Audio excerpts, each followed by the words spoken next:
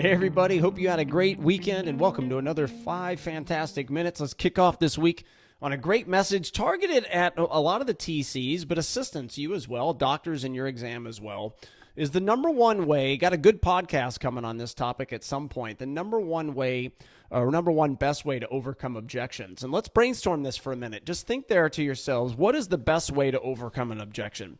In your mind, what is the best way to do that? A parent says, maybe you're wanting them to start clear aligners, and the parent is concerned that their kid won't wear them, right? That's a common concern, common objection brought up by moms and dads. Another one may be, clear aligners, Invisalign, whatever it may be, too expensive, more than braces, right? Common concern, which all of you out there by now should make sure that Invisalign or whatever clear aligner you're doing is the same price as braces, and ideally braces at least $1,000 more, because for all of you, it's really $3,000 more work. All right, so you never want that to be a barrier getting somebody entered into an Invisalign treatment, or again, whatever clear aligner you do. So these are some common objections. Assistants in the back, you also deal with certain things. Why somebody may not be scanning, right? You hear the same, we're busy, whatever it may be. You hear some common themes on why people's hygiene isn't as good, why they're missing some appointments, why they're not, like I said, why they're not scanning properly.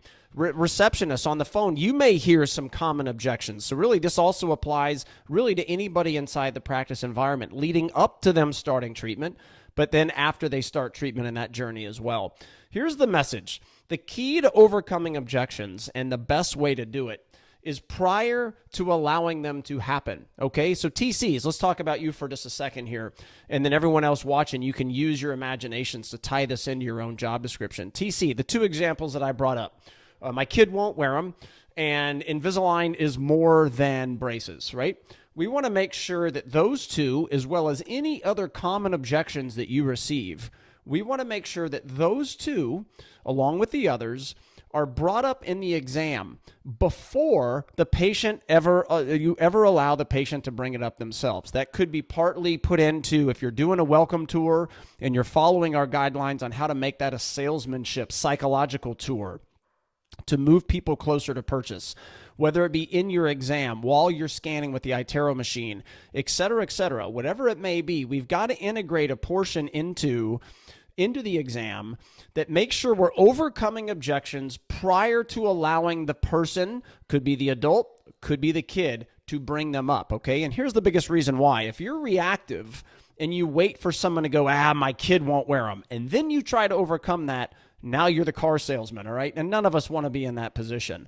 If you hit these things proactively, which again you can do if you have your tour set up right, again, salesmanship skills following our immersive experience course, in your exam flow while you're scanning, these are things that can be brought up and debunked prior to the patient ever bringing them up themselves, all right? And I want you to take that, assistance, same way. You need to be having the proactive conversation around compliance. Things that you see commonly keep people from being compliant. Again, busy life, school, sports, activities, all the things that you hear, you need to be proactive in bringing those up. We need to make sure that we are addressing those things while things are good, prior to them happening. Mrs. Jones, just want to make sure you're doing so great with scanning and brushing your teeth and showing up to your appointments. I want to commend you for that. Remember, we got to commend people. We don't do that enough, so let's praise them. Just want to make sure that we stay where you're at, right? We see a lot of reasons, life and work get in the way. If you have a kid and you're taking them to practice, a lot of those things can get in the way. So while you're doing good now, I want to make sure to have that discussion. I want you to keep doing good. Don't let those things come up and be a reason that we slide, okay? Boom. You did it prior to it happening. Receptionist, same way. You can take this same thing. Doctors in your exam. Now, TCs, you should have already done this, right, prior to doctor coming in. But doctor, you can reiterate your confidence that you have and how the kid will wear them great. And the statistics show kids wear them better than adults, as an example, okay? So take this. Write some objections down that you get as a practice, some common ones, maybe even some uncommon ones. Create those and start integrating that into the salesmanship choreographed process that we're talking about from A to Z, and do it prior to that patient being allowed to bring them up, all right? Have a great week. Take great care of your patients. Talk to you soon. Bye-bye.